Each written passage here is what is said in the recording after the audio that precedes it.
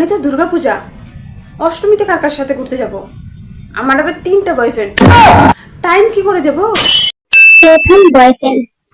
Hello সোনা, তুমি কি করছো? এই তো তোমার কথাই ভাবছি। অষ্টমীতে আমরা সারাদিন ঘুরবো, হ্যাঁ? না না, সারাদিন হবে না, তাহলে বাকিদের কি হবে? বাকিরা মানে কার কথা বলছো? না মানে কিছু না, আমরা সকালেই ঘুরতে যাব, ঠিক আছে? এখন রাখি। দ্বিতীয় বয়ফ্রেন্ড। হ্যালো, আমার বাবুটা কি করছে? তোমার কথাই ভাবছি।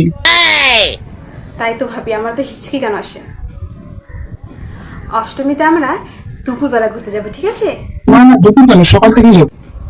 তাহলে তো সব গড়বড় হয়ে যাবে। আচ্ছা ঠিক আছে, তুমি যেহেতু বলছো তাহলে দুপুরেই যাবো। আচ্ছা ঠিক আছে, এখন আমি রাখি। তৃতীয় বয়ফ্রেন্ড। হ্যালো, হ্যাঁ বাবু বলো। এবার অষ্টমীতে কিন্তু সারাদিন ঘুরবো। না, আমরা সারাদিন ঘুরবো না, শুধু রাতে ঘুরবো। কেন? কেন আবার? অষ্টমীর রাতে আমরা দুজন হাতে হাত রেখে তারপর প্যান্ডেলের আলোয় একসাথে। তুমি প্রত্যেকবার একই কথা বলো।